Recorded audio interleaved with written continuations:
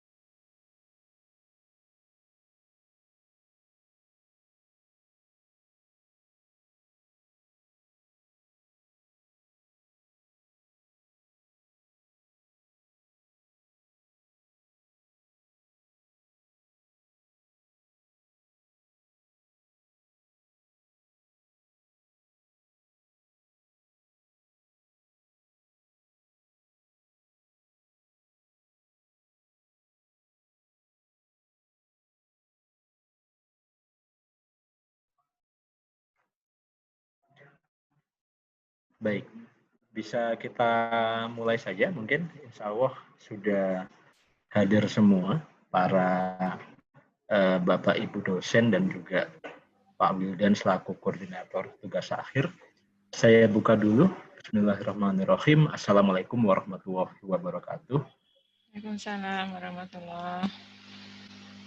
Baik, selamat siang Bapak Ibu dosen semuanya dan juga para mahasiswa angkatan 2017 dan atau mahasiswa lain yang memprogram mata kuliah praskripsi. Syukur alhamdulillah pada siang hari ini kita masih diberikan kesempatan dan juga kesehatan sehingga kita bisa bersama-sama join ini sebenarnya adalah merupakan acara rutin ya yang diselenggarakan oleh program studi informatika yang tentang sosialisasi tugas akhir. Biasanya memang digabung dengan PKN, tapi karena sekarang situasinya tidak memungkinkan sehingga tugas akhir sosialisasinya sendiri. Mungkin nanti untuk PKN bisa diagendakan di kemudian hari. Baik, jadi langsung saja di sini saya sebagai moderator saya akan membacakan susunan acara pada siang hari ini. Jadi siang hari ini susunan acaranya pertama adalah pembukaan, kemudian yang kedua adalah sambutan dari ketua program studi, kemudian yang ketiga adalah sosialisasi tugas akhir oleh koordinator tugas akhir, kemudian yang keempat adalah paparan bidang minat nanti yang akan disampaikan oleh masing-masing koordinator bidang minat. Kemudian acara yang berikutnya adalah diskusi, dan acara yang terakhir adalah penutupan.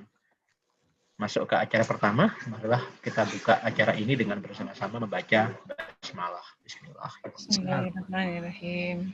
Baik, untuk acara kedua, saya persilahkan Bu Gita selaku Kaprodi Informatika untuk menyampaikan sambutannya. Ya, terima kasih Pak Infis. Assalamualaikum warahmatullahi wabarakatuh. Bismillahirrahmanirrahim. Wassalatu wassalamu ala asyrafil anbiya'i wal mursalin wa ala alihi washabihi ajma'in. Yang saya hormati Bapak-bapak pengajar praskripsi yang telah hadir pada siang hari ini, yang berbahagia seluruh peserta mata kuliah praskripsi. Terima kasih atas kehadirannya pada siang hari ini. Seperti yang disampaikan oleh Pak Yufis, jadi agenda kita pada hari ini sebenarnya masih bagian dari perkuliahan praskripsi, hanya kemudian materi yang disampaikan adalah terkait prosedur tugas akhir. Nah, sebelum nanti Pak Wildan menjelaskan tentang prosedur tugas akhir, saya menyampaikan beberapa hal.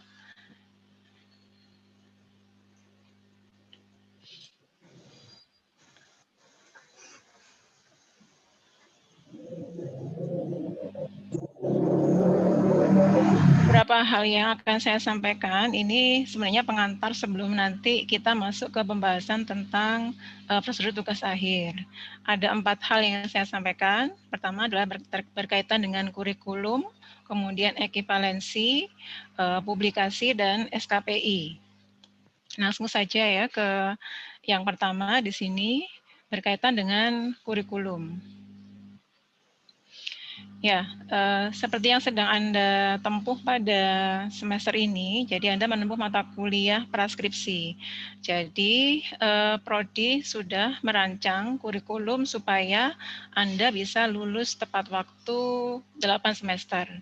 Nah, salah satu cara yang kemudian ditempuh oleh Prodi adalah mengupayakan supaya di semester 8 itu Anda semua sudah bisa selesai mengerjakan skripsi.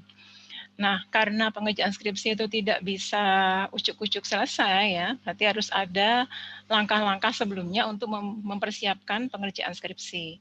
Nah, maka kemudian kami merancang kurikulum yang seperti Anda bisa lihat di depan. Ya, di samping mata kuliah lain yang sebagai pendukung kompetensi keilmuan, ada 2 mata kuliah khusus pendukung skripsi, yaitu metode penelitian yang sudah Anda tempuh di semester 6, ini ya, metode penelitian sudah Anda tempuh di semester 6. Nah, di metode penelitian ini Anda sudah diajarkan mengenai dasar-dasar penelitian. Jadi apa itu penelitian, kemudian Anda juga sudah dijelaskan apa saja jenis-jenis penelitian, kemudian bagaimana melakukan literatur review. Nah, harapannya ketika Anda selesai atau lulus pada mata kuliah Medpan ini, Anda sudah punya kompetensi minimal bisa melakukan literatur review. Karena literatur review itu adalah satu modal penting untuk Anda bisa menyusun skripsi. Oke, kemudian berlanjut di semester 7, sekarang ini ya, Anda mengambil mata kuliah praskripsi. Nah, mata kuliah praskripsi ini bobotnya cukup besar ya, ada 3 SKS. Di sini harapannya adalah Anda akan bisa menghasilkan proposal skripsi. Ya, meskipun memang masih banyak mata kuliah yang harus diselesaikan juga di semester 7, tapi alangkah baiknya di semester 7 ini Anda sudah mulai mengerjakan atau menyusun proposal skripsi. Lebih baik lagi jika di semester 7 ini Anda sudah selesai melakukan seminar proposal. Nah, apa itu seminar proposal? Nah, nanti akan dijelaskan oleh Pak Wildan ya. Jadi Pak Wildan akan menjelaskan tahap-tahap dari pengerjaan skripsi atau tugas akhir, di mana salah satunya adalah seminar proposal. Oke ya, jadi di perkuliahan ini nanti seperti yang sudah dijelaskan oleh Bapak-Bapak dosen di kelas terkait dengan RPS praskripsi, luarannya adalah proposal skripsi. Nah, kemudian ketika Anda sudah menyelesaikan proposal, dan di semester 8 di sini Anda sudah siap menyelesaikan skripsi. Karena rentang waktu pengerjaan skripsi itu antara 4 sampai 6 bulan. Kalau di SK ya di surat tugas memang berlakunya 1 tahun. Itu maksimal ya. Jadi jangan sampai 1 tahun. Kita usahakan selesai dalam waktu 1 semester.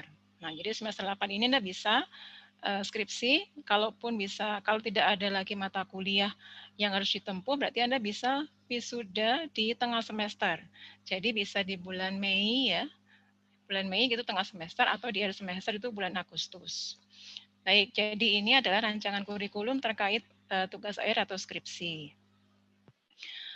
Kemudian, yang kedua, nah ini berkaitan dengan ekivalensi. Nah, apa kaitan penjelasan saya sebelumnya dengan materi ekivalensi ini?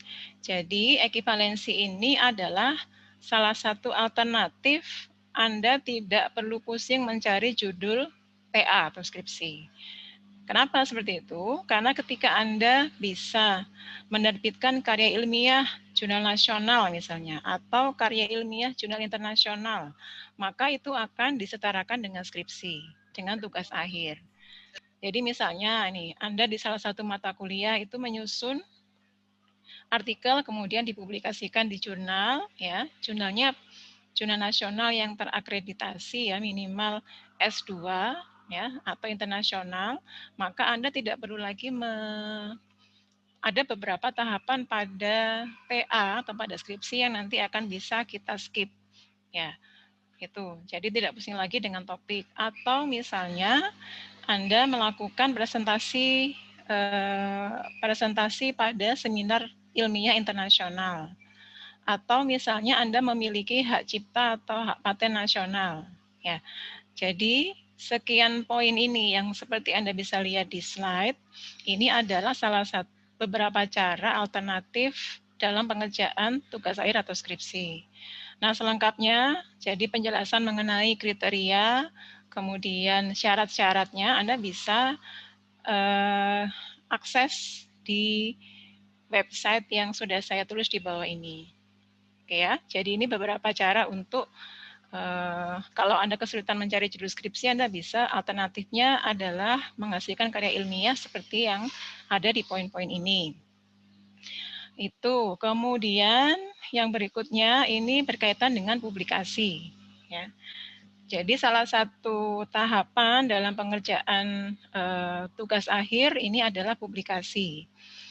Biasanya di akhir pengerjaan ya. Jadi antara ujian sampai dengan Anda revisi itu ada kewajiban untuk membuat publikasi. Nah, publikasi itu bisa kemana saja. Nah, ini bisa ke seminar internasional atau jurnal nasional atau internasional, atau Anda submit ke jurnal nasional yang dimiliki oleh Prodi Informatika. Nah, Informatika ini punya 2 jurnal, ya, jurnal kinetik dan jurnal repositor. Nah, kedua jurnal ini juga bisa Anda gunakan untuk sebagai sumber referensi mencari ide untuk topik TA, gitu ya. Nah, kalau misalkan sebelum Anda mendaftar ujian, publikasi Anda atau artikel Anda dari hasil TA itu sudah dinyatakan accept atau diterima pada jurnal yang ada ya, ini yang tempat Anda submit itu, maka Anda bisa bebas dari seminar hasil. Nah, apa itu seminar hasil? Nah, nanti juga akan dijelaskan oleh Pak Wildan. Itu ya, itu terkait publikasi. Nah, kemudian poin berikutnya yang ingin saya sampaikan adalah SKPI. SKPI, jadi ketika nanti Anda mengerjakan TA dan selesai kemudian menjelang wisuda, itu ada serangkaian kewajiban yang harus Anda selesaikan. Nah, salah satunya adalah mengisi SKPI ini. Jadi SKPI itu surat keterangan pendamping ijazah. Nah, ini nanti akan dia bentuknya sertifikat ya, jadi sama seperti mirip dengan ijazah, tapi lebih tebal ya, karena ada beberapa lembar di situ. Nah, isi dari SKPI adalah rekam jejak pengalaman Anda selama berkuliah.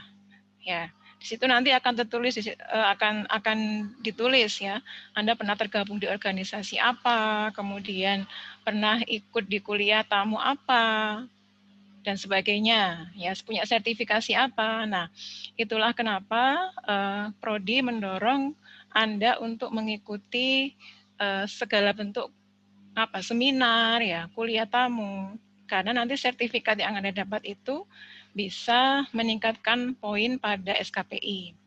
Nah, memang mulai beberapa periode wisuda ke belakang, UMM ini sudah menyertakan SKPI pada ijazah. Kenapa seperti itu? Karena sekarang ketika orang mencari kerja itu kan tidak hanya melihat ijazah ya, tidak hanya melihat IPK, tidak hanya melihat TA-nya apa gitu ya, tapi dia juga melihat portofolio. Jadi di samping hard skill juga soft skill-nya bagaimana. Nah, soft skill itu tercermin lewat SKPI, sehingga kemudian mahasiswa juga diminta untuk mengisi SKPI. Nah, pengisiannya itu ada online ya, jadi Anda bisa mulai mengisi ya SKPI-nya, jadi tidak harus diselesaikan menjelang wisuda, tapi Anda sudah bisa mulai isi di sini. Nah, prosedurnya nanti Anda kan diminta mengisi kan kegiatan apa yang sudah dilakukan. Nah, nanti ada verifikasi dari Prodi. Jadi ketika nanti Anda sudah selesai ya, mau wisuda misalnya, Anda bisa ke Prodi untuk verifikasi SKPI dan nanti akan terbit sertifikatnya. Itu yang bisa saya sampaikan berkaitan dengan rangkaian aktivitas kita terkait dengan penyelesaian studi. Tuh, nah ini nanti akan dijelaskan oleh Pak Wildan bagaimana sih prosedurnya pengerjaan tugas akhir. Terima kasih. Saya kembalikan ke Pak Yufis. Wassalamualaikum warahmatullahi wabarakatuh. Waalaikumsalam warahmatullahi wabarakatuh. Terima kasih Bu Dita atas sambutannya. Baik, langsung saja nanti kita sambung dengan Pak Wildan. Kalau misalkan adik-adik mahasiswa ada yang ingin ditanyakan, bisa langsung disampaikan ya ke Q&A atau juga nanti bisa raise hand sehingga nanti bisa dibuka apa namanya videonya dan juga mic-nya nanti oleh host. Tapi itu nanti diskusinya akan kita gabung saja di akhir kegiatan. Sekarang saya persilahkan Pak Wildan selaku koordinator tugas akhir untuk bisa menyampaikan terkait prosedur atau aturan-aturan berhubungan dengan pelaksanaan tugas akhir nanti. Silahkan Pak Wildan. Ya, terima kasih Pak Yufis atas waktunya yang diberikan.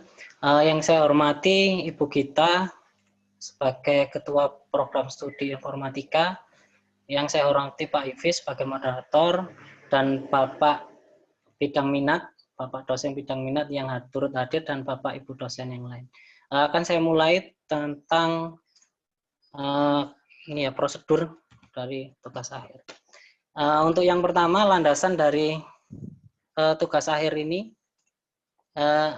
antara lain yaitu dapat berupa skripsi, karya mahasiswa dalam bentuk desain penelitian, studi kasus mengenai masalah keilmuan. Terus penulisan tugas akhir disusun berdasarkan kaidah metodologi yang baku, evaluasi dan penilaian dilakukan melalui pembimbingan, karya tulis, dan ujian. Tugas akhir dibimbing oleh 2 orang dosen pembimbing.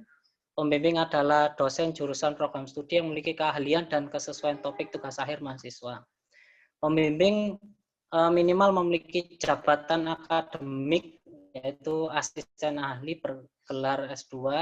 Ujian tugas akhir dilaksanakan setelah memenuhi persyaratan yang ditetapkan oleh Prodi.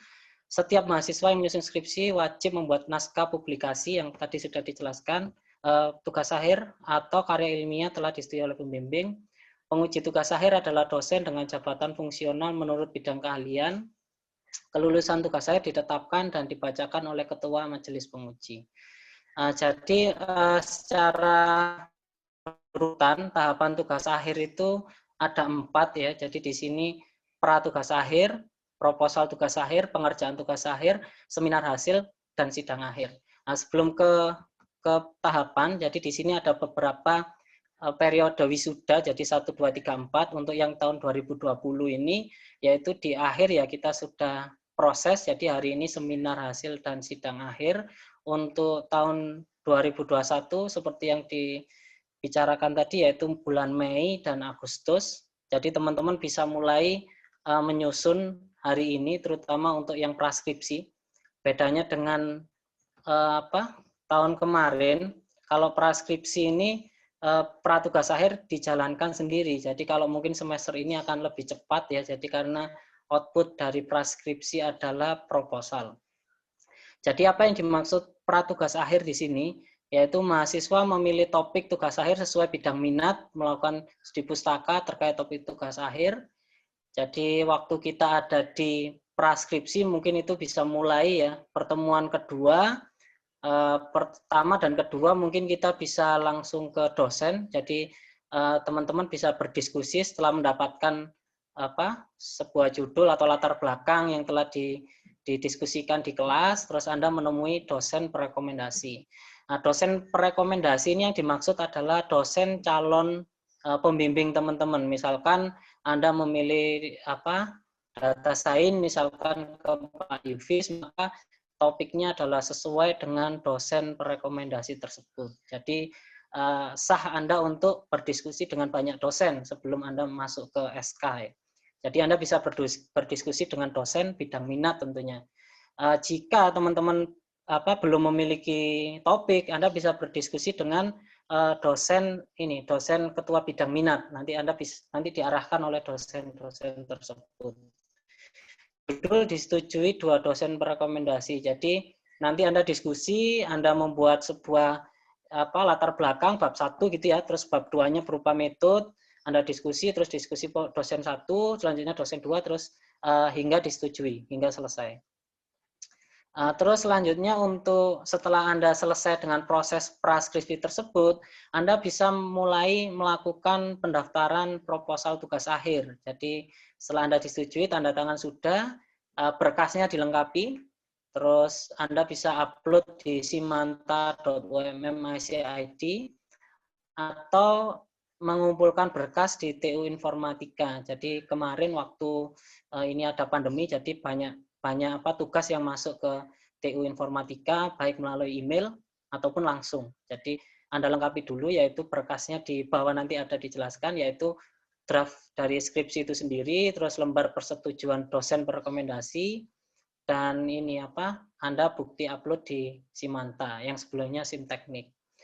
Nah, terus setelah Anda mendaftar, Anda menunggu proses jadwal di sana ada tempat dan waktu, mungkin saat ini bisa fleksibel, jadi Anda bisa menunggu jadwal saja sama penguji, nanti mungkin jadwalnya misal akhir minggu disesuaikan dengan penguji. Selain itu mengikuti peraturan pelaksanaan proposal, jadi peraturan menggunakan alma mater, hadir 15 menit sebelum kegiatan, terus mengumpulkan berita acara, dan selanjutnya. Di bawah nanti ada. Terus hasil kelulusan diumumkan setelah dilakukan sempro oleh Ketua Majelis Penguji. Setelah selesai sempro, peserta memfotokopi berita acara. Ini kan waktu offline ya. Kalau mungkin online Anda tinggal mengisi berita acaranya, Anda kumpulkan di Ketua Penguji, nanti Ketua Penguji akan mengumpulkan ke TU. Jadi tanda tangan akan dilakukan di Informatika. Jadi yang selesai setelah Anda sempro, nanti akan dikirimkan ke TU.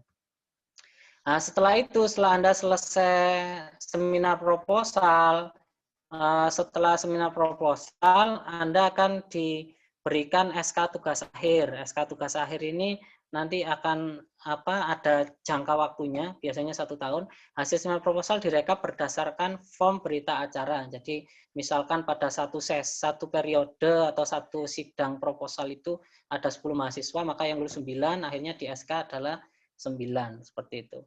Terus komposisi dosen pembimbing 1 ataupun 2 ditentukan dan diputuskan oleh Ketua Jurusan Informatika. Terus selanjutnya mahasiswa membayar SK tugas akhir, pengambilan SK di TU Jurusan Informatika dengan bukti pembayaran SK tugas akhir. Nah, ini pengerjaan tugas akhir, jadi jika di lembar asistensi itu adalah minimal 10 kali asistensi yang dilakukan rutin ya secara langsung.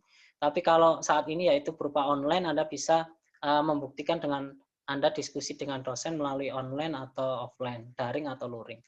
Terus Anda mengerjakan tugas akhir hingga Anda mencapai minimal kelulusan yaitu 3 bulan, Anda bisa dari umur SK Anda 3 bulan, terus Anda bisa mengajukan sidang akhir, tentunya dengan persyaratan yang ditentukan di bawah tersebut nanti. Selanjutnya seminar hasil dan sidang akhir. Jadi ini satu paket seminar hasil dan sidang akhir. Yang pertama melengkapi berkas di TU ya, Anda melengkapi berkas-berkas, terus mengumpulkan di TU, terus pelaksanaan seminar hasil ataupun pelaksanaan sidang akhir. Jadi ini dilakukan terpisah ya, tapi pendaftarannya 1 kali, Anda bisa langsung daftar di saat itu, terus Anda melakukan sidang akhir dulu atau seminar hasil dulu, itu tergantung dari jadwal yang ditentukan. 2 kali periode ini dilakukan seminar hasil di akhir dikarenakan pendaftarannya secara online, jadi dimungkinkan Anda jadwalnya sidang akhir bisa setiap minggu atau 2 minggu, jadi karena online tersebut akhirnya bisa menyesuaikan. Terus selanjutnya aturan yang sidang sudah sama ya, aturan seminar proposal, sidang akhir atau seminar hasil. Nah, sekarang perbedaan dengan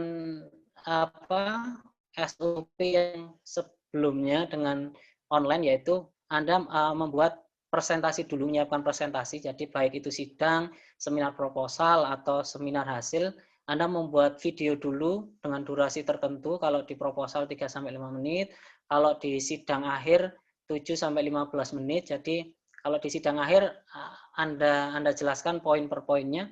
Jadi ujian bersifat tertutup, untuk seminar proposal tertutup, seminar hasil terbuka, terus sidang akhir juga tertutup. Mahasiswa mengirimkan form penilaian dan berita acara, sudah diisi nama, NIM, judul, tanggal penguji kepada dosen penguji. Ketua penguji menuliskan hasil dari seminar proposal atau seminar proposal tersebut, kemudian hasilnya diumumkan oleh ketua dosen penguji. Jadwal seminar diatur oleh dosen penguji, setiap sesi ada minimal dari mahasiswa, yaitu 7 peserta setiap seminar. Ujian bersifat tertutup, mahasiswa menggunakan kemeja putih, alma mater, perempuan berjilbab, dan seterusnya. Seminar hasil ini saat ini dilakukan sidang akhir dulu, baru seminar hasil, jadi SOP-nya hampir sama. Jadi Anda membuat video dulu, terus Anda mengirimkan ke dosen. Nah, khusus untuk sidang akhir online ini waktunya 7-15 menit. Nah, kemudian Anda mengirimkan 1 hari sebelumnya, Anda mengirimkan dokumen, terus berupa video juga linknya, Anda kirimkan ke penguji. Nah, nanti koordinator akan membuat grup sendiri untuk setiap sesi yang berisi penguji dan peserta. Nah, kemudian sidang dilakukan, hasil dari sidang tersebut akan dikirimkan kembali oleh ketua dosen penguji. Jika diperlukan revisi, maka waktu maksimal adalah 14 hari. Nah, ini SOP ekuivalensi non tugas akhir, jadi yang tadi dijelaskan yaitu berkasnya sama, tapi yang membedakan hanya mahasiswa membuat surat pengajuan dan melengkapi berkas ke TU ya. Jadi Anda mengambil dokumen dulu atau berkasnya di TU, Anda isi, terus Anda sesuaikan ekuivalensi yang mana, terus Anda verifikasi ke dosen pembimbing akademik dulu, kemudian mahasiswa mengajukan ke ketua program studi informatika. Dan selanjutnya SOP-nya sama dengan yang SOP tugas akhir sebelumnya. Jadi prodi menetapkan SK, jadi mahasiswa bimbingan menyusun laporan, mahasiswa tetap mendaftar tapi tanpa ujian dan seterusnya. Jadi untuk SOP ekuivalensi mengikuti ekuivalensi yang telah ditetapkan oleh Fakultas Teknik. Jadi yang membedakan hanya di awal saja, yaitu mahasiswa mengajukan dulu, melengkapi, mengisi, dan verifikasi ke pembimbing akademik. Nah, terus untuk ekuivalensi non tugas akhir juga sama, yaitu mengisi dulu berkas, terus ke pembimbing akademik, terus disetujui ketua program studi, terus diberikan ke TU, langsung ke TU untuk perubahan nilai. Jadi kan ekuivalensi ada tugas akhir dan non tugas akhir. Mungkin itu untuk SOP-nya. Selanjutnya adalah berkas. Berkas ini nanti semua akan bisa teman-teman dapatkan di informatika ya, di webnya informatika sendiri ada, yaitu TA01, TA08 sampai TA08 sampai TA14, TA14. Jadi mulai form rekomendasi judul tugas akhir, form berita acara, form penilaian, form asistensi, checklist, belangko biodata ijazah, form penilaian pembimbing TA, form berita acara ujian TA, penilaian pengujian TA, cek plagiasi, lembar kendali audiens seminar hasil, belangko pendaftaran seminar hasil, tanda terima jurnal repositor, dan form kesediaan publikasi. Nah, ini berkas pendaftaran proposal, jadi bukti simantanya, fotokopi proposal 3 kali, ini untuk ini ya, luring ya, lembar kendali seminar hasil. Tapi saat ini sudah bisa dilakukan online, jadi Anda mengirim ke informatika, emailnya informatika untuk pendaftaran. Di sana nanti ada. Terus selanjutnya berkas bimbingan, laporan tugas akhir, lembar bimbingan tugas akhir, itu yang formnya yang sebelumnya, yaitu minimal dilakukan 10 kali, maka Anda bisa melakukan tanda tangan secara langsung di prodi. Berkas seminar hasil, makalah peserta, terus lembar kendali audiens, berkas sidang akhir, berita acara, penilaian penguji TA, laporan tugas akhir, berkas pendaftaran seminar hasil, ini checklistnya akan Anda peroleh di jurusan, bisa, di TU bisa. Jadi nanti Anda sebelum mendaftar seminar hasil dan sidang akhir, menyelesaikan ini checklist yang ada di TU. Anda selesaikan. Jadi syarat utama adalah menyelesaikan checklist tersebut. Jika itu selesai, maka akan dilakukan sidang akhir, dijadwalkan sidang akhir. Seperti itu. Terus untuk peraturannya, Simpro, Semhas sama ya, peserta hadir, terus peserta memastikan muka ruangan, peserta turut menjaga kebersihan, peserta menunggu dosen penguji, seminar proposal tertutup, seminar hasil terbuka, dan seterusnya memastikan ruangan tertutup kembali dan mengembalikan kunci ke bagian administrasi. Ini untuk secara offline ya, secara luring. Kalau daring sudah saya jelaskan sebelumnya, jadi nanti link dari Meet atau Zoom-nya akan diberikan oleh ketua penguji dan diundang dari grup tersebut. Nanti yang membuat grup adalah koordinator tugas akhir. Nah, ini ekuivalensi yang tadi. Ada karya ilmiah, menjadi pembicara, memiliki HKI, magang sertifikat. Ini yang ada kaitannya dengan tugas akhir. Jadi nanti ada lampirannya dari surat fakultas bahwa kalau karya ilmiah apa yang berubah, termasuk tugas akhirnya ikut ini bisa ujian atau tidak ujian, nilai A atau B, dan seterusnya. Detailnya ada di lampiran tersebut. Linknya sudah diberikan tadi. Nah, ini publikasi bersifat wajib, Anda bisa repositor atau jurnal lain. Dimungkinkan judul tugas akhir adalah bagian dari penelitian dosen pembimbing. Nah, mungkin ini adalah tambahan untuk sistem informasi. Jadi untuk sistem informasi tugas akhir yang kita gunakan hingga saat ini adalah simanta.ummicid. Sebelumnya Simteknik itu aplikasinya sama. Anda melakukan pendaftaran hingga SK juga ada di sini. Anda melakukan pendaftaran verifikasi email menggunakan email UMM dan seterusnya. Di sini ada menunya mulai dari pendaftaran SIMTA, seminar proposal, SKTA, seminar hasil, sidang akhir, sidang TA, dan yudisium. Jadi ada workflow-nya di halaman utama dashboard itu nanti nampak, Anda sampai di tahapan apa nanti nampak. Nah, ini sumber informasi sebelumnya sudah di-share juga, yaitu Riset Informatika, Facebooknya untuk tugas akhir juga ada, Simanta, Informatika UMACID untuk tugas akhir di sana juga. Mungkin itu saja dari saya, Pak Yufis. Terima kasih atas waktunya. Wassalamualaikum warahmatullahi wabarakatuh. Waalaikumsalam warahmatullahi wabarakatuh. Baik, Waalaikumsalam warahmatullahi wabarakatuh. Terima kasih Pak Wildan atas arahannya dan juga sudah menjelaskan prosedur tugas akhir. Jadi mungkin kalau boleh saya rangkum dari apa yang dijelaskan Pak Wildan tadi, pada dasarnya tidak ada perubahan yang terlalu signifikan antara pengajuan proposal tugas akhir dari yang sebelumnya ke yang sekarang. Hanya ada perbedaan karena sekarang kita ada pandemi seperti ini, sehingga harus juga diakomodir tentang pendaftaran ujian ataupun proposal secara daring ya. Nanti udah dijelaskan juga prosedurnya seperti apa. Dan kabar baiknya adalah bagi Anda semua mungkin yang memiliki prestasi di bidang yang lain, Fakultas Teknik sudah mengeluarkan SK tentang ekuivalensi dan itu bisa Anda manfaatkan tidak hanya untuk ekuivalensi tugas akhir tapi juga ekuivalensi mata kuliah yang lain. Nanti bisa Anda baca juga untuk surat keputusan dekan lebih lengkapnya. Baik, untuk agenda berikutnya adalah paparan dari masing-masing bidang minat. Nah, nanti di sini Anda bisa mendengarkan atau menyimak paparan dari tiap bidang minat. Seperti kita tahu bersama, di informatika ada 4 bidang minat, ada rekayasa perangkat lunak, ada sistem keamanan jaringan, ada game cerdas, dan juga sains data. Nanti masing-masing koordinator akan menyampaikan paparannya, tidak terlalu lama, mungkin masing-masing koordinator sekitar 5 menit menyampaikan paparan tentang mungkin topik-topik apa yang bisa Anda ambil di bidang minat itu, kemudian dosen-dosen yang masuk ke bidang minat itu siapa saja, kemudian kalau misalkan Anda punya topik di bidang ini, kira-kira menemui dosen siapa ya Pak, atau mungkin yang lain.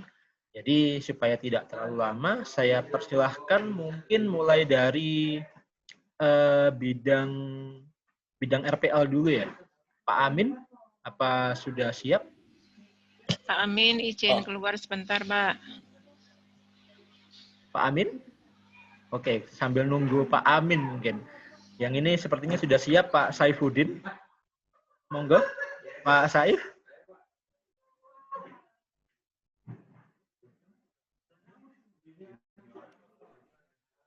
Ya. Ya, Pak Saif, mungkin bisa dihidupkan video dan di-unmute. Ya. Assalamualaikum warahmatullahi wabarakatuh. Oh ya, Pak. Assalamualaikum warahmatullahi. Pak Saifuddin? Belum. Ini. Sudah, Pak? Iya. Baik. Terima kasih atas kesempatannya. Mungkin saya mau pindah tempat aja dulu ya, biar lebih.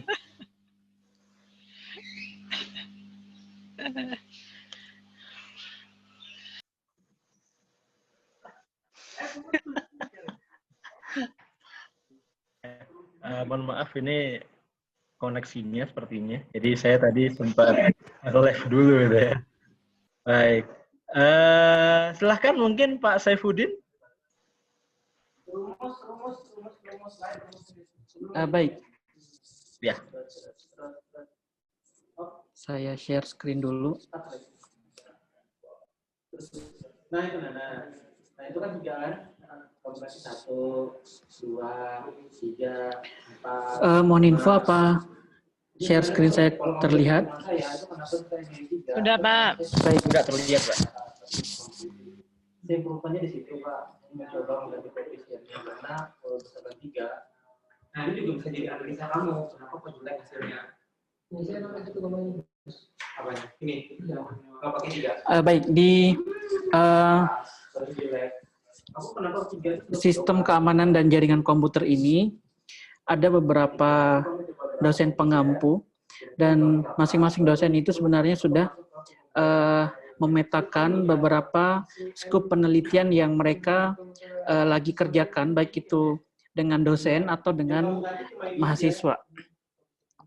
Ada beberapa dosen di keamanan dan jaringan komputer. Salah satunya adalah ada saya sendiri, kemudian ada Pak Mahar, tentunya sudah semua mengenalnya, kemudian ada Pak Denar, kemudian ada Budiah Rizky. Budiah ini saat ini lagi studi lanjut, mungkin kalau mau bimbingan mungkin komunikasi dulu apakah bersedia bimbingan atau tidak. Yang kelima, ini ada Pak Fauzi. Nanti akan saya jelaskan juga bidang minat dari beberapa dosen tersebut. Kemudian yang keenam ada Pak Zamahsari. Kemudian ada beberapa lagi, salah satu yang paling senior ini adalah Pak Irfan. Jadi ada 7 dosen sistem keamanan dan jaringan komputer. Mereka punya spesifik bidang minat masing-masing. Salah satunya yang kami angkat di keamanan dan jaringan ini adalah automation dan grid computing. Di automation dan grid computing ini dibagi ke beberapa bidang lagi. Ada wireless network, ada honeypot, ada parallel and distributing computing, dan kriptografi. Ini yang subjudul dari automation dan grid computing yang kami angkat di keamanan dan jaringan komputer. Jadi kalau teman-teman nanti berminat di salah satu subnya lagi, di bagian sub kecilnya, misal kalau Budiah Rizky itu, mohon maaf terlalu kecil, saya besarkan dulu.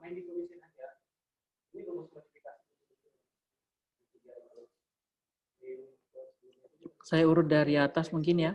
Ada wireless network. Wireless network itu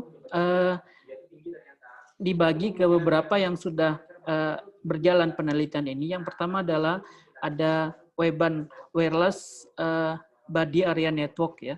Ini yang dari penelitian ini adalah Pak Ari, Pak Zamahsari, kemudian Bu Kiki ya, Budiah Rizky. Yang bisa yang bisa diambil untuk tugas akhirnya ini ada di bagian communication protokolnya. Jadi antara antara alat dengan sensor dan lain sebagainya. Ini yang bisa fokusnya bisa ke sini. Kalau teman-teman tertarik ke Webban ini, bisa mungkin keywordnya itu kalau kita cari di IEEE atau di jurnal internasional yang lain, bisa Webban nanti akan spesifik muncul di sana. Yang berikutnya ada WSN, Wireless Sensor Network. Ini yang dikembangkan adalah atau yang diteliti nantinya di situ adalah ada QoS manajemennya, kemudian ada sensor data untuk repositornya, sehingga dari WSN ini yang banyak dan sampai hari ini juga masih banyak mahasiswa yang meneliti dengan WSN ini. Ini juga nanti bisa ke Pak Fauzi, bisa ke Bu Kiki dan Pak Zamasari.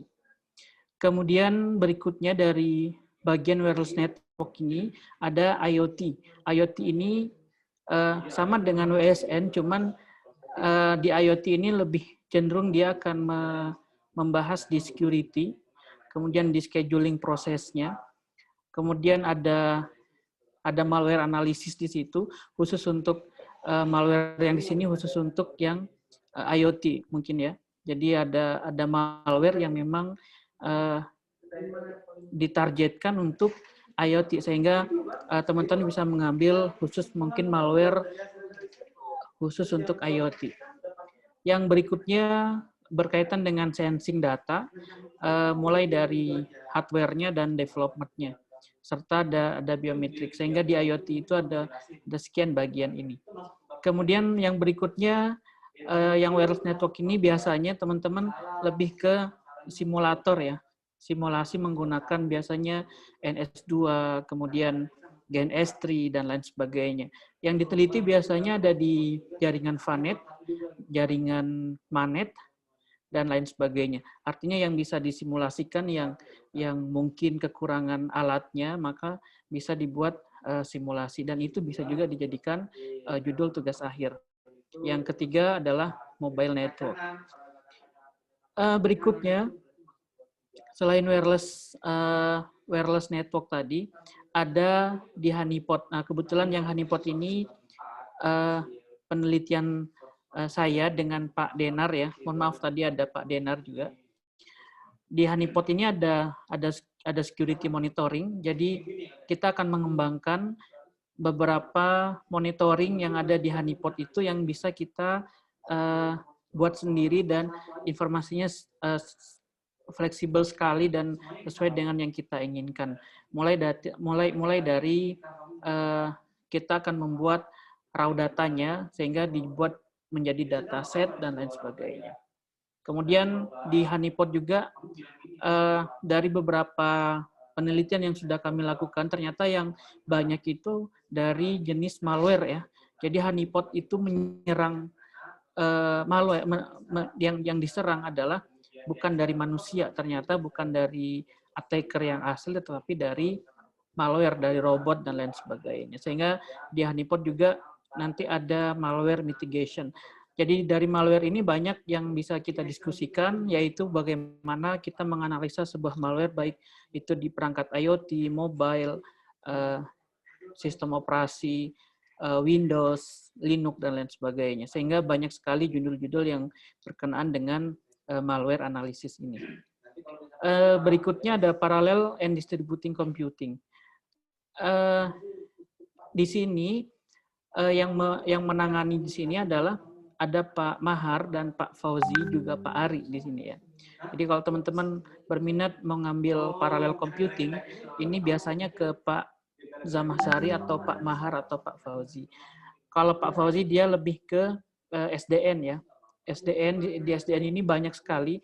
Di SDN ini hampir semua automation grid computing ini bisa diterapkan di SDN, dan enaknya di SDN ini bisa kita modifikasi, karena kan masih prototype sehingga bisa kita modifikasi. Yang penting kita punya kemampuan pemrograman yang cukup, terutama bahasa C di sini, bahasa Java, sehingga nanti kita bisa merubah atau memodifikasi beberapa beberapa algoritma yang ada dalam SDN sehingga bisa menyerupai atau kita menambah beberapa plugin yang bisa dijalankan oleh SDN ini. Kemudian ada optimasi dari parallel and distributed computing ini. Kemudian ada communication protocol, ada security, dan ada network attached storage. Jadi network attached storage ini biasanya ada istilah ada NAS ya, ada NAS. Sehingga bagaimana optimasi dan lain sebagainya ini di paralel. Terakhir ada di kriptografi. Di kriptografi ini biasanya keamanan dan jaringan komputer ini bekerja sama dengan dosen-dosen pengampu yang lain, seperti kalau di atau di kriptografi ini biasa jadi boleh ya untuk dosen pertama dari keamanan jaringan misalkan dari SKJ, kemudian yang kedua dari RPL misalkan. Jadi yang kriptografi ini sering pembimbingnya Pak Aminuddin sama Pak Sofyan biasanya untuk yang kriptografi. Sehingga teman-teman kalau tertarik di bagian kriptografi nanti bisa konsultasinya ke Pak Amin atau Pak Sofyan. Terutama di beberapa sub bagian ini banyak hari ini yang kemudian berkolaborasi dengan data science ya, dosen data science, sehingga untuk menganalisa trafficnya malware, analisa DDoS-nya malware dan lain sebagainya ini biasanya komunikasi dengan dosen data science, sehingga memungkinkan sekali untuk berkolaborasi dengan beberapa dosen di lintas penjurusan atau di lintas fokus dari kuliah kita ini. Mungkin secara garis besar untuk sistem keamanan dan jaringan komputer itu untuk penelitiannya ini aja. Dan ini kalau kita gali lebih dalam lagi, ini masih banyak kemudian judul-judul yang bisa kita ambil dari subtopik-topik ini. Mungkin begitu Pak Yufis yang bisa saya jelaskan dari sistem keamanan dan jaringan komputer. Saya kembalikan ke Pak Yufis. Baik, terima kasih Pak Saifuddin. Mudah-mudahan bisa dipahami dengan baik oleh para mahasiswa yang mengambil bidang minat sistem keamanan jaringan. Nanti kalau misalkan ada yang ingin ditanyakan, bisa setelah ini bisa kita diskusikan atau mungkin nanti juga bisa langsung menghubungi ke Pak Saifuddin selaku koordinator bidang minat tersebut. Oke, lanjut kita ke game cerdas. Pak Ali. Pak Ali sudah bisa mungkin? Oke, baik. Pak Ali sudah siap dengan background game-gamenya. Baik, saya persilahkan Pak Ali, silakan, monggo.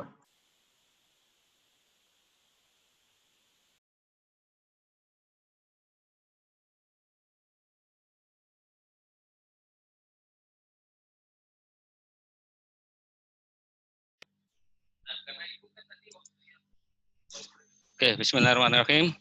Assalamualaikum warahmatullahi wabarakatuh. Waalaikumsalam warahmatullahi wabarakatuh.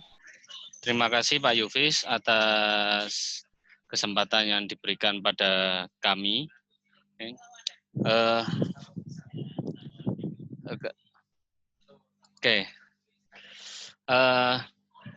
Sorry.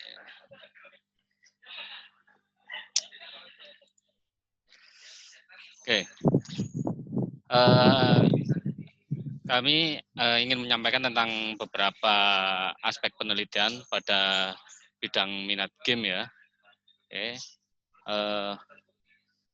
Sebentar.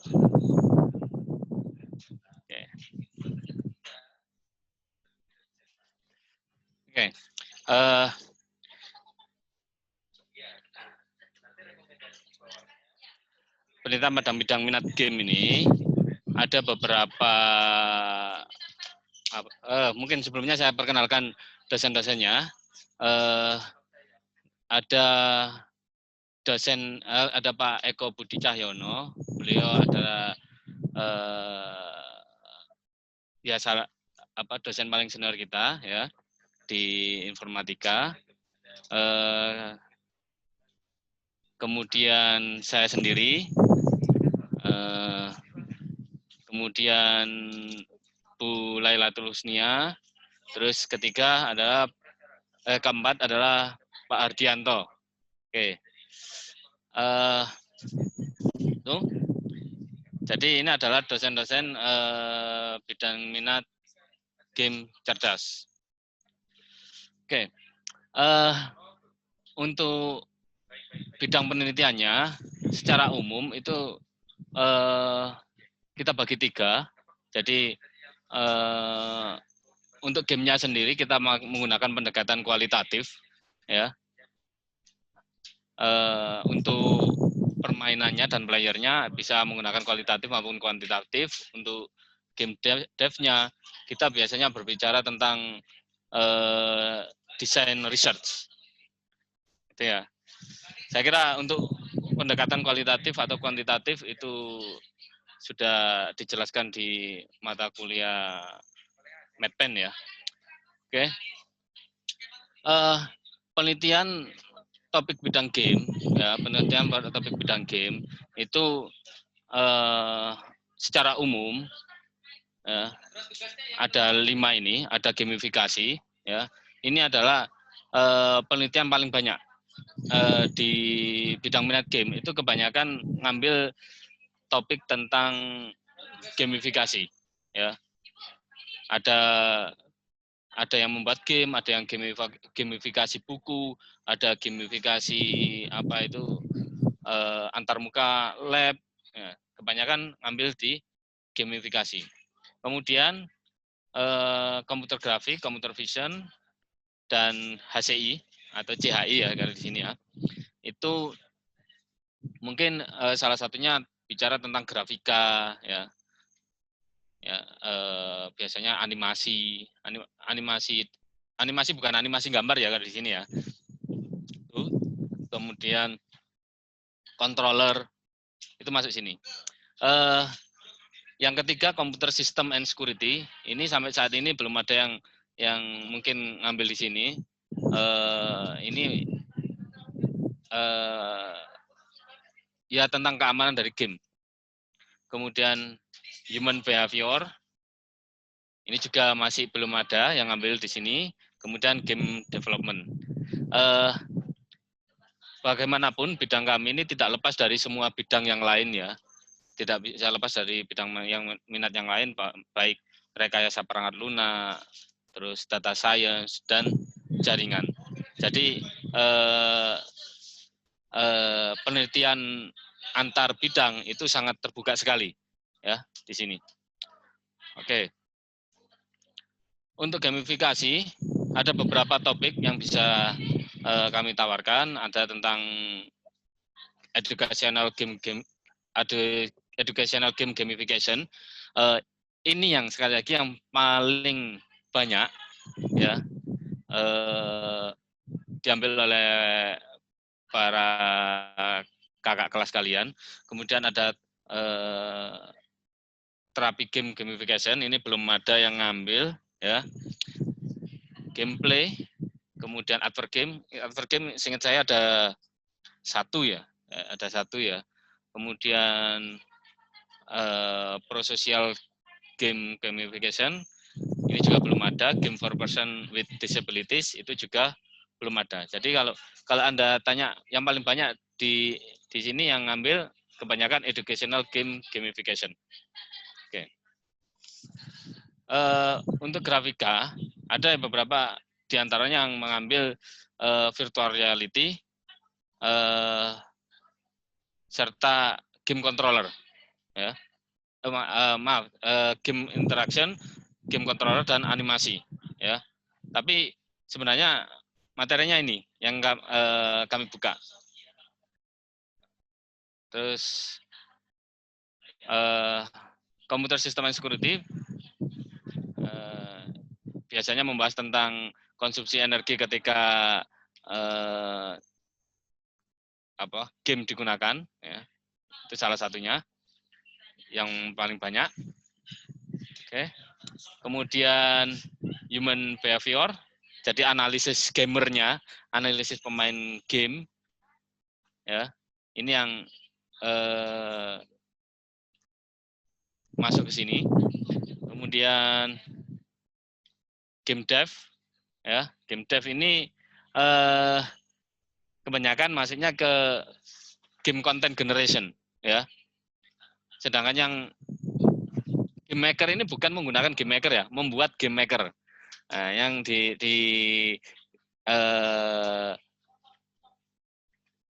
yang pernah dilakukan oleh kakak kelas kalian itu beberapa diantaranya adalah game content generation. Jadi membuat konten secara otomatis, ya itu.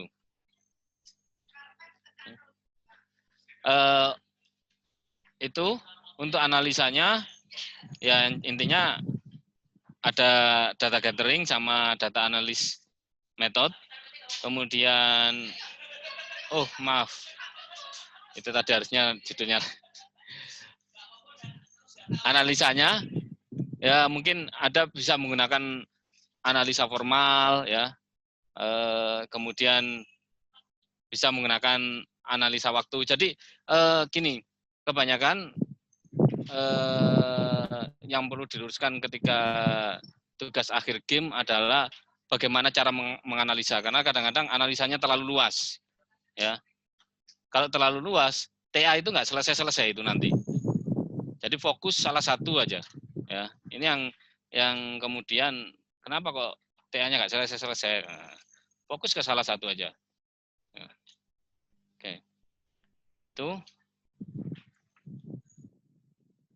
bisa juga dari analisa etnografi, ya. Oke, mungkin itu yang bisa sedikit saya sampaikan. Kalau mungkin ada pertanyaan, lewat pertanyaan saja ya. Oke, terima kasih. Saya kembalikan ke Pak Yufis. Baik, terima kasih Pak Ali atas paparannya. Mungkin langsung saja kita lanjut ke bidang minat RPL ya. Pak Amin sepertinya sudah siap, sudah menyalakan kamera. Jadi saya persilahkan Pak Amin, monggo. Oke. Assalamualaikum warahmatullahi wabarakatuh. Assalamualaikum. Oh, ya. Waalaikumsalam warahmatullahi Saya wabarakatuh. share screen dulu. Oke, terima kasih Pak Yufis atas kesempatan waktu yang telah diberikan.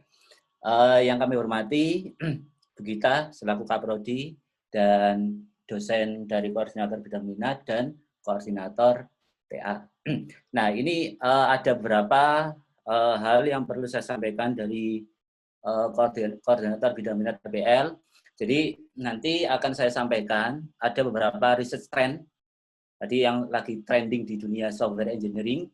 Kemudian nanti ada beberapa juga dosen yang sesuai dengan kapabilitasnya bisa nanti Anda pilih ya untuk mengerjakan tugas akhir atau membantu Anda agar bisa lulus ya dengan tepat waktu. Oke, yang pertama ya, ini kenapa kita harus melakukan penelitian? Ini dari yang paling dasar ya. Jadi nanti biar tidak terkesan bahwasanya oh bidang minat RPL itu selalu berkaitan dengan membangun software kan begitu biasanya. Nah, nanti akan kita ceritakan secara pelan-pelan.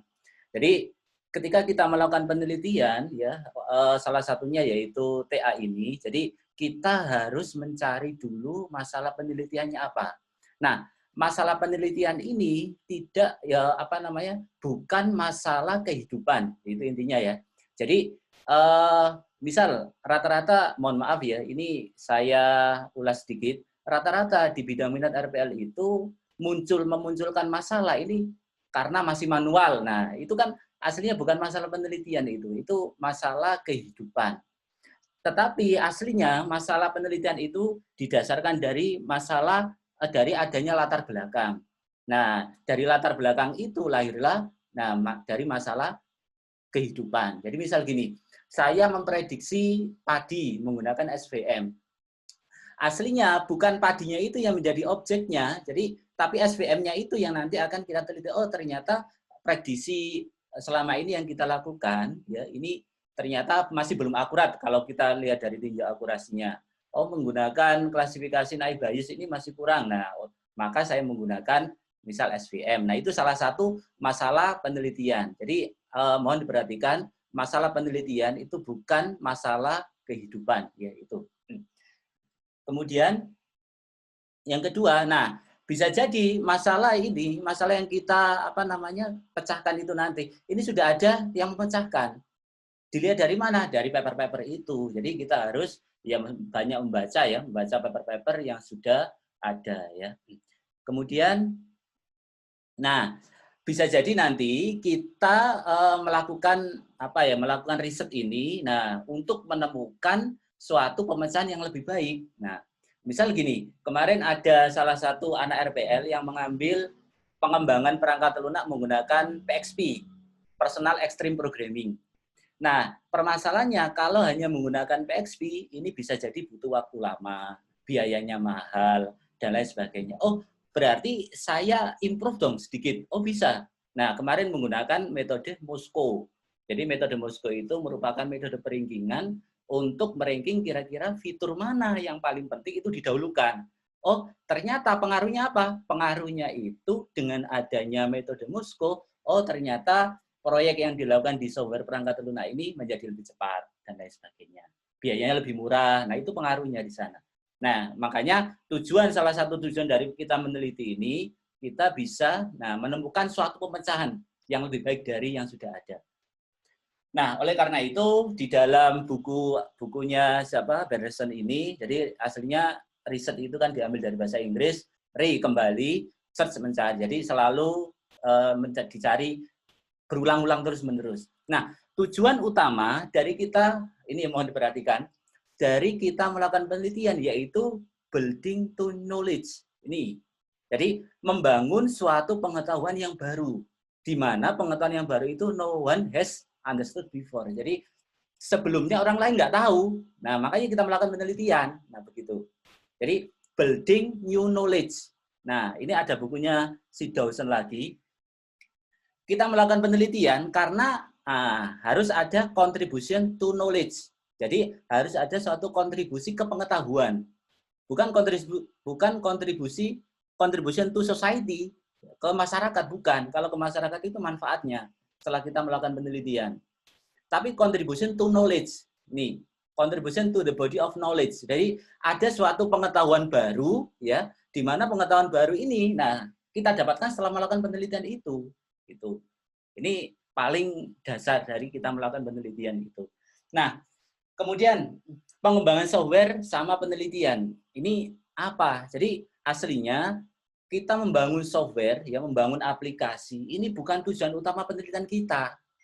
Tapi itu hanya digunakan untuk menjadi testbed agar kita mudah dalam mengukur hasil penelitian itu. Jadi misal saya membangun aplikasi aplikasi apotek. Nah, itu kalau kita lihat dari sisi contribution to knowledge, ini nggak ada. Nah, kita bisa membangun aplikasi aplikasi apotek. Nah, menggunakan metode apa lah? Mungkin metodenya itu yang ditonjolkan sehingga itu bisa menjadi contribution to knowledge-nya. Jadi bukan aplikasinya hanya digunakan sebagai testbed untuk kita bisa mengukur. Nah, oleh karena itu Anda coba lihat di beberapa di beberapa jurnal ini nggak ada screenshot dari source code itu jarang sekali di Scopus, di WOS dan lain sebagainya. Itu ada kalau ada perbaikan paradigma pemrograman, desain pattern dan lain sebagainya itu. Tapi rata-rata software engineering ya hasil pengukurannya bentuknya grafik, tabel dan lain sebagainya. Nah, begitu. Oke, nah, jadi topik penelitian bidang software engineering ini bukan penelitian tentang pengembangan software yang hasil akhirnya produk software, tetapi penelitian ini merupakan perbaikan metodologi pengembangan software. Nah, itu mohon diperhatikan. Nah, ini ada beberapa topik yang bisa teman-teman pilih untuk dijadikan topik khususnya yang mengambil bidang minat RPL. Jadi ada 3 fondasi di dalam pengembangan perangkat lunak, ada software life cycle. Jadi pakemnya dari perangkat lunak ada software requirement, software design, di situ ada apa safety engineering, software design, kemudian juga ada software construction, bagaimana cara kita membangun software. Nah, itu di sini ada testing, real, dan lain sebagainya. Kemudian ada foundational activity. Nah, ini nanti Anda bisa membangun software quality, dilihat dari mana ya? Dilihat dari sisi manajemennya, dilihat dari sisi testingnya, dan lain sebagainya. Anda juga bisa membangun meneliti software di bagian manajemen dan governance. Jadi di bagian manajemennya, ada proyek manajemen, kemudian ada software engineering proses, di sana ada quality management dan lain sebagainya. Nah, ini beberapa fondasi penelitian di dalam software engineering. Nah, kalau kita lihat, ini kita runtut ke belakang, dulu di tahun 70-an, ini di papernya, ini enggak kelihatan, sebentar. Ya, Garossi ya. Jadi Garossi ini dia mencantumkan beberapa topik penelitian dari tahun 70 sampai 2010. Jadi awal 70 itu yang paling dominan topiknya itu program. Karena yang memang dibutuhkan program di sana pada waktu itu. Kemudian tahun 80 program masih mendominasi di sana. Tetapi ketika masuk ke tahun 90-an, nah program sedikit tergeser. Ya, sedikit tergeser. Kalah sama misal analisis misal analisis desain dan lain sebagainya. Kemudian ada software testing ini mulai muncul. Karena semakin banyaknya software di tahun 90, nah otomatis testing ini ya ini sangat diperlukan sekali untuk mengukur kualitas dari suatu software. Apa? Mohon maaf, kelihatan separuh Pak mukanya Pak, mungkin agak diturunin Pak. Mohon maaf saya ganggu Pak, ini direkam Pak. Oh gitu ya, terima Pak. kasih. Ya. Kemudian di tahun 2000, nah di tahun 2000 ini software model ya ini semakin membesar. Kemudian yang sekarang di tahun 2010 itu analisis makin mendominasi ya. Oke, nah ini riset tren sekarang di tahun 2010 ya ini dari Spingerling ya. Jadi di sini yang paling mendominasi mungkin Anda mengambil topik tentang software requirement. Ini banyak sekali paper yang membahas itu ya. Kemudian ada software design, ada software construction, ada software testing. Nah, ini yang lagi tren saat ini dimulai dari 2011 sampai sekarang. Jadi, mungkin teman-teman nanti bisa ngambil di sini. Oh, itu sangat bagus sekali ya. Oh, saya mau meneliti tentang software testing. Nah, software testing di bagian unit testing. Ada apa? Nah, bagaimana cara saya mengukurnya? Nah, coba nanti bisa ditindaklanjuti itu ya. Kemudian yang terakhir, nah ini ada penjelasannya nanti bisa dibaca sendiri. Yang lagi tren saat ini software defect prediction, yaitu dia memprediksi suatu bug di dalam software.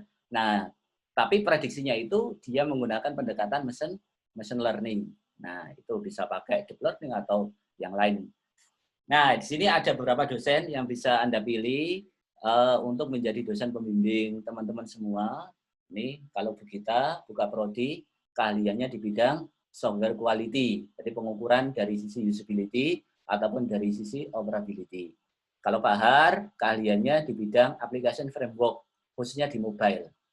Kemudian kalau Pak Wahyu, nah saat ini beliau berkecimpung di biosensor feedback.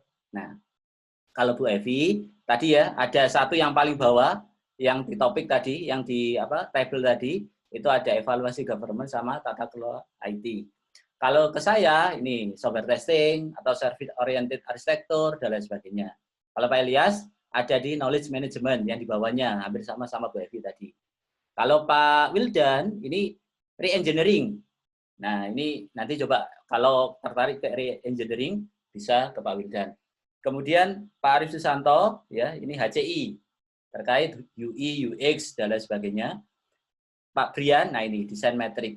Ini di tahapan analisis desain. Nah, nanti kalau tertarik dengan beberapa kalian dosen, bisa nanti langsung konsultasi ke beliau tadi. Oke, terima kasih. Itu saja Pak Yufis. Mohon maaf kalau sedikit kelamaan. Terima kasih. Assalamualaikum warahmatullahi wabarakatuh. Waalaikumsalam warahmatullahi Waalaikumsalam. wabarakatuh. Terima kasih Pak Amin. Sangat lengkap gitu ya penjelasannya dari Pak Amin tentang topik-topik yang ada di RPL. Berikutnya siapa ini? Oh, tinggal tes data ya. Iya, lupa. Yufis. Sebentar. Iya, monggo Pak Amin. Saya tutup dulu, Pak. Oh ya, monggo. Sebentar. Lupa saya. Iya, sudah. Ya. Oke, baik. Saya perlu share screen nggak ini? Soalnya saya belum nyiapin apa-apa. Oke, saya share screen sebentar. Baik. Oke, jadi kalau untuk bidang minat sains data sendiri, ini kalau bisa Anda lihat, ini merupakan Bapak Ibu dosen yang bidang minatnya di sains data ya. Ada 11 dosen di kita yang bidang minatnya sains data. Memang cukup banyak dibandingkan dengan bidang yang lain, tapi dari 11 orang ini juga ada 3 orang yang saat ini sedang di luar negeri ya. Bu Dwi sedang di Australia, Pak Yuda sedang di New Zealand, Pak Setio sedang di Jepang, dan kita doakan bersama-sama mungkin dalam waktu yang dekat Bu Nur akan terbang ke Malaysia, semuanya untuk studi lanjut. Jadi ya pada dasarnya untuk dosen DS sendiri hanya tinggal 7 atau 8 orang mungkin ya yang ada di prodi. Dan dari dosen-dosen yang ada ini, pada dasarnya Anda bisa mengajukan topik terkait data science di siapapun. Saya kira hampir sama. Kalau misalkan ke saya dengan ke Pak Agus Eko, itu mungkin lebih ke computer vision, machine learning, deep learning gitu ya. Kalau ke Pak Galih mungkin nanti lebih ke reasoning, topik-topik tentang reasoning, tentang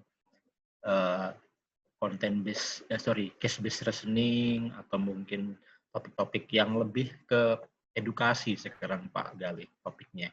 Kalau Bu Lailis, Bu WD2 kita, itu topiknya lebih ke biomedis, jadi data science untuk biomedis. Kemudian kalau Pak Tian, ini lebih sama, masih di machine learning atau mining seperti itu. Kemudian Pak Didi, ini lebih ke keystroke programming, keystroke, kemudian ke machine learning juga. Kalau Bu Vina, ini lebih ke data science yang sifatnya lebih ke analitik ya, data analitik gitu. Tapi kalau misalkan Anda bingung, ini kira-kira Bapak Ibu dosen ini bidangnya apa? Anda bisa buka aja scholar.google ya. Jadi scholar.google.com, kemudian Anda masukkan nama dosennya, misalkan Anda buka scholar.google.com, kemudian Anda masukkan namanya Pak Agus Eko gitu, nanti di situ akan muncul paper-paper yang sudah pernah ditulis baik oleh Pak Agus Eko maupun oleh mahasiswa bimbingannya beliau. Dari situ Anda bisa baca dosen ini bidang minatnya di mana gitu. Pun demikian dengan Bapak Ibu dosen yang lain gitu ya. Nah, tadi sempat disinggung sedikit oleh Pak Amin terkait kebanyakan memang mahasiswa itu susah untuk membedakan mana sih yang disebut sebagai masalah penelitian dan mana yang itu merupakan kalau saya mengutip bahasanya Pak Amin tadi gitu ya, masalah kehidupan gitu ya. Nah, memang di beberapa kali kesempatan itu mahasiswa yang meminta rekomendasi judul ke saya, akhirnya harus saya revisi, saya minta untuk membuat proposal baru dan sebagainya, itu ada di poin itu. Jadi ketika Anda melakukan atau ingin mengajukan proposal tugas akhir, berangkatlah dari literatur review. Itulah kenapa di materi-materi awal, di mata kuliah praskripsi yang nantinya akan Anda dapatkan semua, itu materi pertamanya adalah literatur review. Karena biar bagaimanapun, kalau Anda mau melakukan research, ya perbanyaklah baca paper-paper sebelumnya. Nah, seperti itu. Nah, Nah, kalau masalah apa saja yang seringkali atau kesalahan apa yang seringkali dilakukan oleh mahasiswa, terutama di bidang sains data, itu adalah karena dia terlalu fokus kepada metode. Maksudnya gimana, Pak? Gini, ketika Anda ingin mengajukan suatu judul tugas akhir, fokuslah pada problem, fokuslah pada masalah. Metode itu pada dasarnya hanya merupakan suatu tools. Jangan Anda fokus pada metodenya dulu, baru kemudian Anda cari-cari masalah. Nah, itu repot. Itu seringkali saya contohkan kayak gini. Ketika Anda melihat ada pohon menghalangi jalan, itu kan problem. Nah, kemudian masalah itu ingin coba Anda selesaikan. Caranya gimana? Ya, Anda cari tools. Anda bisa gimana caranya motong batang pohon itu, entah pakai kapak, entah pakai gergaji. Kalau misalkan di rumah ada kapak, ya pakai kapak. Kalau di rumah ada gergaji, ya pakai gergaji gitu kan. Yang penting masalahnya bisa terselesaikan. Jangan Anda itu di rumah ngelihat, wah, ada kapak nih. Ini kira-kira batang pohon mana ya yang bisa saya tebang gitu. Nggak seperti itu gitu kan. Makanya saya selalu bilang, fokus pada problemnya dulu. Kalau problemnya sudah Anda kuasai, jadi masalahnya itu apa, baru kita bicara tentang metodenya. Ini mohon maaf, di sini sedang azan asar, jadi saya break sebentar ya.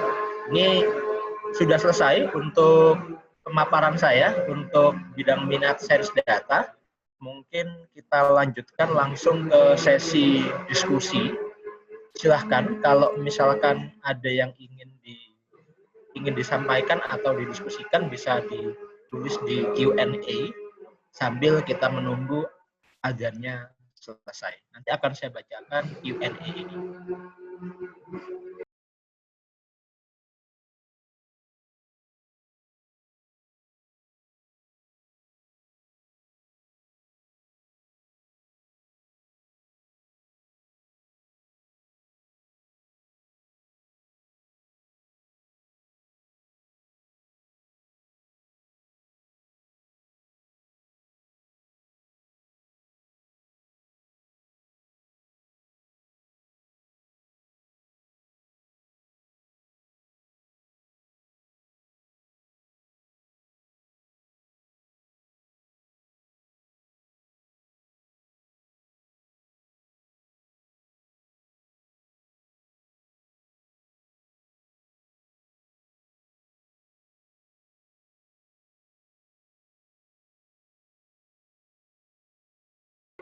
Baik, saya bacakan dulu pertanyaan-pertanyaan yang sudah masuk di Q&A. Tadi Pak Wildan request, ini ada yang bilang, Pak, mohon maaf penjelasannya jangan terlalu cepat. Oke, mungkin Pak Wildan bisa ada sedikit mungkin poin-poin intinya saja atau kesimpulan dari apa yang Pak Wildan jelaskan tadi, mungkin bisa diulangi kembali biar teman-teman yang mungkin belum sempat untuk mendengarkan tadi bisa tahu poin-poin pentingnya saja. Monggo Pak Wildan. Ya, terima kasih Pak Yufis atas kesempatannya. Jadi memang kayaknya tadi terlalu cepat ya, karena hidup harus cepat. Jadi saya ringkas ya. Kalau Anda sebagai mahasiswa semester 7, berarti kan Anda harus yang pertama itu paling tidak memiliki gambaran tentang tugas akhir. Jadi kalau Anda ingin paham tentang tugas akhir, maka Anda harus diskusi dengan dosen dulu. Anda diskusi, Anda membuat sebuah draft proposal ya, draft proposal nanti akan dibimbing oleh dosen. Nah, sedangkan untuk tahapan proposal itu sebenarnya kan cuma ada 3 ya, yaitu pra-proposal, terus pengerjaan proposal, sama ujian. Nah, yang nomor 1 ini yang Anda paling penting, yaitu Anda bagaimana caranya Anda daftar seminar proposal secepatnya. Nah, bedanya teman-teman tahun ini dengan tahun sebelumnya, kalau tahun sebelumnya itu praskripsi itu belum ada, jadi Anda tidak dipaksa untuk sempro semester ini. Tapi kalau Anda harusnya sudah simpro nanti, karena kalau Anda simpro nilainya A gitu kan. Berarti syaratnya yang pertama Anda selesaikan tugas praskripsi, Anda bikin draft proposal, terus disetujui 2 dosen perekomendasi. Sudah itu cukup, Anda serahkan ke TU atau ke saya, nggak masalah kalau untuk simpro. Tapi kalau pendaftaran sidang akhir dan seminar hasil itu langsung ke TU. Karena ada pengecekan berkas di sana. Tapi kalau seminar proposal itu bisa langsung ke saya. Bahkan Anda bisa telepon atau WA, Pak saya mau mengumpulkan berkas seminar proposal. Langsung dikirimkan saya, nanti saya jadwal. Atau ke Pak Fauzi bisa. Seperti itu ya. Jadi apa yang perlu Anda ketahui sekarang itu Anda, kalau untuk link ya, tadi saya baca di Q&A tadi ada link, Pak nanti linknya ini ada di mana, itu sudah saya jawab di Q&A, yaitu ada di Informatika UMM ID, nanti akan diupdate di tugas akhir. Terus ada Facebook, teman-teman cari Facebooknya, masuk ke grup tugas akhir Informatika, itu ada nanti. Terus ada lagi untuk riset Informatika itu ada linknya, saya tulis juga di situ. Sama Simanta ya, Simanta mulai minggu ini sudah bisa insya Allah. Mungkin itu Pak Yufis untuk penjelasan sedikit tentang pendaftaran seminar proposal. Terima kasih. Baik, terima kasih Pak Wildan. Saya lanjutkan lagi baca di Q&A. Ini ada 2 pertanyaan yang berkaitan sama HKI. Ini ada pertanyaan dari Nafi dan Firman Nur Praditya. Intinya sama. Jadi mohon izin Bu bertanya terkait dengan HKI. Kalau dalam peran SKD kan itu ada hak cipta sama hak paten. Kira-kira untuk tindak lanjutnya menghubungi siapa ya Bu? Terima kasih. Jadi mungkin ditujukan ke Bu Gita Bu ya. Ini gimana Bu terkait HKI? Iya, terima kasih Pak Yufis. Untuk HKI itu yang disetarakan dengan tugas akhir itu hak cipta dan hak paten. Jadi kalau sudah punya sertifikat, ya jadi sertifikat yang ditunjukkan sertifikatnya ya, bukan form pengajuannya, tapi sertifikat hak cipta hak paten, nanti bisa dibawa ke jurusan aja. Dibawa ke jurusan, berlaku untuk semua jenis ekivalensi. Jadi semua berkas yang mau diekivalensikan itu bisa dibawa ke prodi untuk nanti diisi, ada form yang harus diisi, kemudian diverifikasi oleh dosen wali dan dikirimkan ke Kaprodi ke saya. Prosedurnya seperti itu secara umum. Baik, terima kasih Bu. Ya, terima kasih Bu Gita. Sekalian ini ada juga yang menanyakan ke Bu Gita lagi nih. Kalau tadi terkait ekuivalensi HKI, sekarang ekuivalensi magang Bu. Ekuivalensi magang di BUMN. Terutama seperti saat ini. Jadi ada mahasiswa kita yang sedang magang di BUMN. Nah, yang bersangkutan juga sedang memprogram mata kuliah praskripsi semester ini. Nah, itu bagaimana Bu? Apakah untuk mata kuliah praskripsinya masih tetap harus mengerjakan tugas, kemudian bikin proposal, dan lain sebagainya? Karena kalau dari SK ekuivalensi itu kan magang BUMN itu bisa dikonversi jadi TA. Monggo Bu Gita. Ya, terima kasih. Untuk magang memang kalau sudah selesai bisa dikonversi menjadi TA. Nah, apakah ada jaminan selesai dengan yang magang sekarang? Kalau pasti selesai, berarti bisa tidak harus mengerjakan tugas praskripsi. Tapi karena ini kan belum pasti ya, maksudnya kan belum pasti bisa jadi selesai atau tidak, kita harapkannya sih selesai ya, tapi bisa jadi tidak selesai gitu ya. Maka lebih baik diikuti aja tugas-tugasnya. Kalau saran saya diikuti tetap tugas-tugasnya. Dan perkara nanti yang diambil yang mana itu nanti di ujung semester, kira-kira yang selesai duluan yang mana. Nah itu bisa Anda pilih untuk apakah yang magang mau dikonversi ke TA atau proposal skripsinya dilanjutkan ke TA. Kalau saran saya tetap dikerjakan, Pak. Baik. Jadi seperti itu ya. Jadi mungkin karena magang BUMN itu juga tidak selalu pasti akan selesai atau hasilnya pasti bagus gitu kan. Jadi mungkin sarannya Bu Gita tadi tetap diikuti prosedur mata kuliah preskripsinya tetap diikuti sambil mungkin Anda juga melaksanakan magang BUMN dengan sebaik-baiknya. Ketika magang BUMN Anda itu selesai dan hasilnya memuaskan, maka ya udah itu akan langsung dikonversi menjadi akhir. Ya. Itu begitu ya. Ya, karena gini Pak, ada pengalaman magang di tempat lain itu di tengah jalan dia mundur gitu. Oh gitu. Ya, jadi kan kalau seperti itu terus terlanjur sudah tidak mengerjakan tugas praskripsi kan jadinya dua-duanya ini tidak aman. Jadi kalau Ya, mau aman ya tadi itu. Ya. Ya, baik, terima kasih Bu Gita. Kemudian ini ada yang bertanya lagi untuk form ekuivalensi, apakah ada linknya atau langsung ke Kajur? Ya, nanti bisa kita taruh linknya mungkin di web ya. Ya. Masih direvisi formnya. Oh ya, oke. Ya. Baik, jadi formnya ada revisi, kabar dari Bu Gita. Mungkin nanti kalau udah fix, form ekuivalensinya akan langsung kita taruh mungkin di webnya informatika atau mungkin juga di media sosial yang berhubung dengan informatika. Karena kemarin juga ada yang beberapa orang yang nanya ke saya, karena di mata kuliah sebelumnya itu kan ada yang sudah bisa publish di jurnal, misalkan di jurnal S3 gitu. Itu kan juga ada ekuivalensinya. Kalau di jurnal S3 maka untuk mata kuliah metode penelitiannya bisa dapat A gitu kan. Nah, itu kabar ya, nanti form ekuivalensinya akan diperbaiki dulu. Kalau udah fix baru akan di-share oleh prodi. Berikutnya ini mungkin untuk Pak Wildan. Untuk form kendali SEMHAS itu mekanismenya bagaimana ya Pak ketika sistemnya itu online? Ya, terima kasih Pak. Jadi untuk semua form masih tetap Pak ya. Jadi kalau kendali SEMHAS, kalau yang kendali SEMHAS berarti kan yang hadir Pak ya.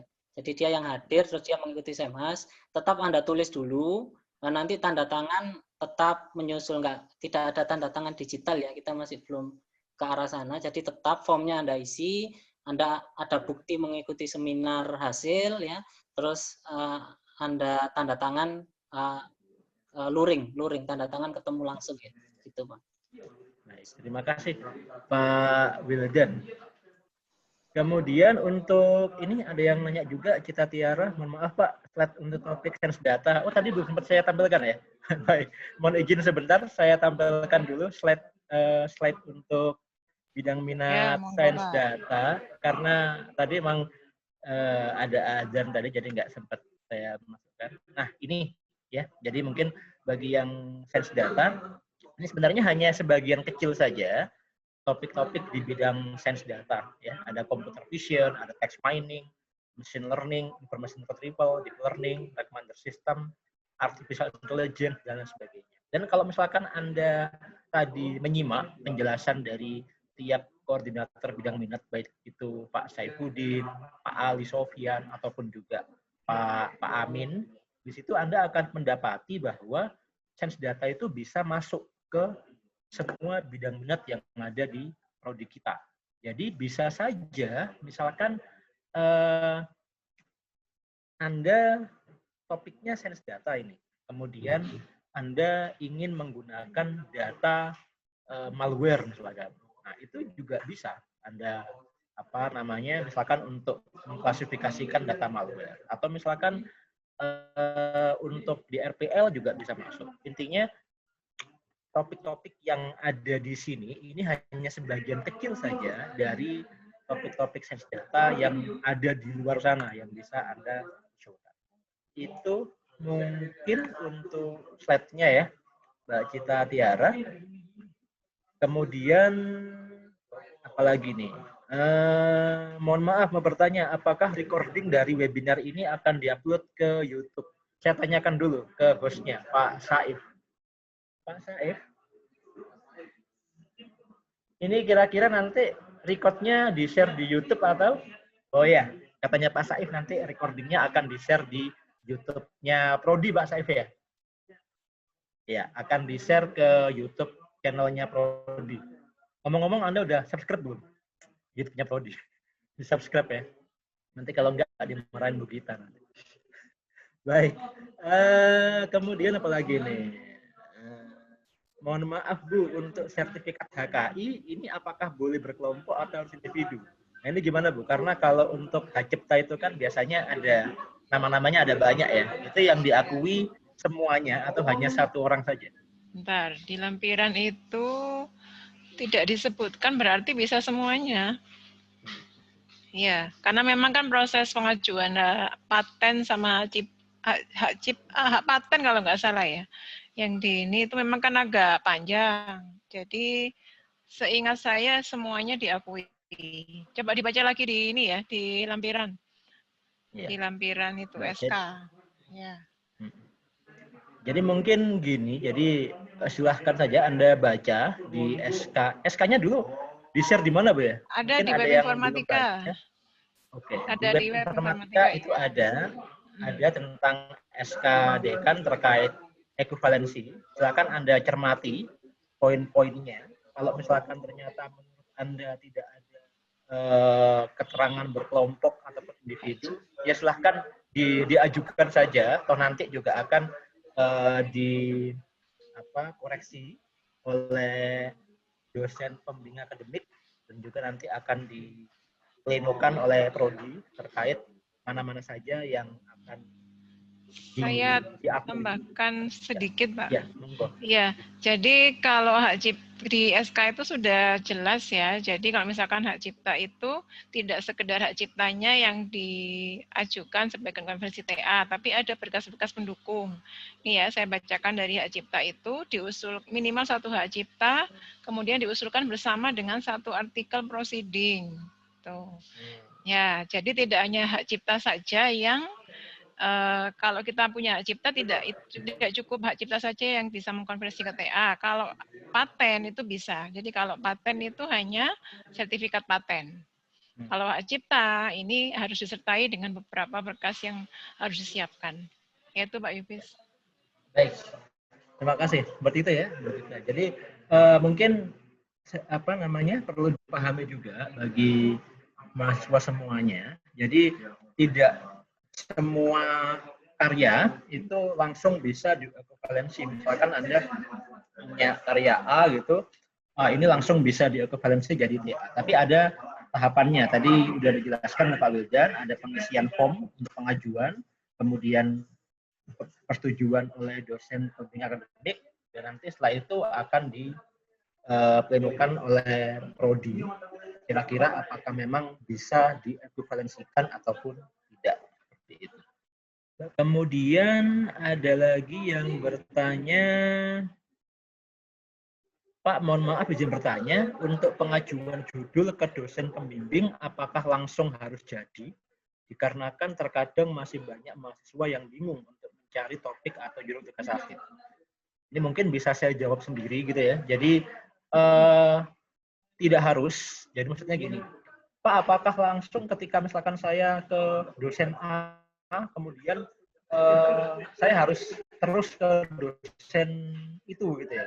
Boleh nggak misalkan saya harus setelah saya ke Pak Yubis ternyata kok setelah diskusi 2-3 kali kok nggak cocok dengan Pak Yubis misalkan, kemudian ganti ke dosen yang lain karena topiknya ternyata nggak match dengan topiknya Pak Yubis, apakah boleh? Nggak ada masalah sebenarnya, nggak ada masalah. Tapi daripada Anda buang-buang waktu, gitu kan, maka sebaiknya sebelum Anda menemui dosen yang ingin Anda ajak diskusi, Anda sudah baca dulu ini, Anda sudah melihat track record penelitian dari dosen yang Anda tuju. Nah, melihat track record dosen itu dari mana? Bisa Anda lihat di Google Scholar dosen yang bersangkutan. Misalkan Anda baca paper-papernya Bu Gita, oh ternyata Bu Gita itu topiknya di arah sini. Oh ternyata match sama topik yang Anda usulkan. Nah silahkan ke Bu Gita gitu. Jangan Anda ke Bu Gita kemudian misalkan Anda bawa topik tentang jaringan misalkan. Nah itu jelas buang-buang waktu menurut saya karena nanti kemungkinan oleh Bu Gita akan disarankan ke dosen yang lain. Dan apakah judulnya harus fix Pak? Enggak, biasanya ketika berdiskusi itu fleksibel, judul yang Anda bawa bisa jadi langsung di-ACC oleh dosennya, bisa juga revisi, bisa juga sama dosennya judulnya ditolak dan dosennya merekomendasikan judul baru untuk Anda, itu sangat fleksibel. Makanya kalau saran saya adalah sering-sering berkonsultasi dengan Bapak Ibu dosen. Kemudian lagi ini banyak ya. Bentar, saya pilih dulu mungkin yang pertanyaan-pertanyaan yang menurut saya sudah dijawab oleh Bapak Ibu tadi ketika presentasi, mungkin tidak perlu dijawab. Oke. Mahasiswa berprestasi tingkat nasional di bidang olahraga, apakah termasuk valensi? Dicek aja di SK Dekan itu, apakah ada poinnya untuk itu apa tidak. Kalau poinnya tidak ada ya berarti tidak bisa. Oke. Permisi izin tanya Pak, untuk pengisian data di Simanta apakah bisa dimulai dari sekarang? Bisa nggak Pak Wildan? Ini Pak Wildan masih online apa enggak ya? Iya Pak, harusnya bisa Pak. Jadi kalau menurut saya sih dicoba saja, coba masuk. Kalau misalkan bisa diisi ya diisi saja gitu ya. Ya, gimana Pak Wildan? Ini ada yang nanya. Iya Pak, sebenarnya kalau memang bisa Anda daftar ya daftarkan pakai email UMM. Nanti kalau Anda sudah ada feedback dari sistem itu tinggal Anda melanjutkan. Jadi Anda bisa mulai daftar dulu. Iya. Bisa. Baik. Kemudian ini mungkin mumpung Pak Mahar masih online, ada juga yang nanya Pak terkait kalau mau mendaftar Sempro, apakah harus mengikuti Semhas dulu Pak? Kalau dulu itu kan ada formnya itu Pak, kalau mau daftar Sempro harus mengikuti Semhas berapa kali. Itu kira-kira prosedurnya masih berlaku apa tidak Pak? Kalau untuk Sempro sebelum pandemi ini kan 10 kali Sempro ya itu kan kita ganti dengan 10 kali seminar hasil. Jadi yang tadi ditanyakan mahasiswa yang lain tadi ada yang tanya form kendali seminar hasil. Nah itu diganti dengan itu sebelum pandemi itu. Nah, berarti sampai sekarang itu juga masih berlaku Pak ya? Iya, kalau memang daftar Sempro seharusnya mengikuti seminar hasil dahulu. Pak Wildan, 10 kali atau 10 presenter, Pak? 10 presenter, Bu. 10 presenter. Nah, nanti Semhasnya itu bisa ditonton oleh banyak orang, Pak. Kan kalau di pandemi sekarang Semhasnya gimana? Ya online juga. Online juga. Jadi mungkin nanti difasilitasi Pak Saifuddin mungkin itu kan seminar hasil seminggu lagi atau 2 minggu lagi nanti teman-teman yang semester 7 bisa ikut di sana dan kita pilih dari mahasiswa yang sidang itu kita seminarkan. Nah, nanti mahasiswa. Ya, untuk formnya sendiri yang sebagai bukti bahwa mahasiswa yang bersangkutan itu mengikuti Semhas itu nanti disediakan formnya, Pak ya? Ya, formnya tetap, tapi mungkin kita modifikasi dengan Google Form itu mungkin bisa, jadi kita cek sendiri. Tapi formnya tetap tanda tangan. Oke, seperti itu ya. Jadi yang ada rencana mau ikut Sempro, ditunggu jadwal seminar hasilnya. Anda harus mengikuti paling tidak minimal 10 presenter, Pak Wildan ya. 10 presenter itu 2 sesi mungkin, Pak. Nggak sampai 2 sesi. Oke, terima kasih Pak Wildan. Kemudian ini ada yang bertanya terkait topik biomedis yang merupakan topik yang dipegang oleh Bu Lailis. Biomedis yang dimaksud terkait seperti apa ya Pak? Terima kasih. Topik biomedis ini pada dasarnya adalah data science for medical diagnosis ya. Jadi misalkan sistem untuk mengklasifikasikan penyakit diabetes mellitus dilihat dari fitur-fitur biomedisnya, atau misalkan sistem untuk mendeteksi pasien yang terpapar COVID dilihat dari foto ronsen toraksnya dan seperti itu. Jadi intinya adalah data science for medical kayak gitu. Itu topik biomedis yang salah satunya itu dikuasai oleh Bu Lailis. Kemudian ini sudah saya kira itu ya pertanyaan-pertanyaan yang ada di Q&A, mudah-mudahan menjawab semua. Kalau misalkan ada yang belum sempat ditanyakan di sini, Anda bisa langsung mungkin menghubungi Pak Wildan kalau berkaitan sama tugas akhir, atau misalkan kalau Anda ingin tanya-tanya lagi terkait bidang minat, silahkan Anda menghubungi Bapak Ibu koordinator bidang minat, atau bisa juga melalui grup WA mata kuliah praskripsi yang saya kira Anda semua juga sudah join ke sana. Itu mungkin ada yang ingin ditambahkan lagi, mungkin Pak Wildan, Bu Gita? Cukup, Pak. Cukup ya, baik. Sudah cukup lama kita, udah hampir 1,5 jam. Saya kira udah cukup. Terima kasih sekali lagi Bapak Ibu semua dan kawan-kawan mahasiswa yang sudah cukup aktif.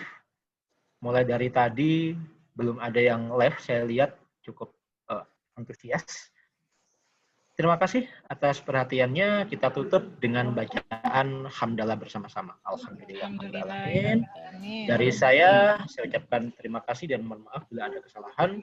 Assalamualaikum warahmatullahi wabarakatuh. Waalaikumsalam.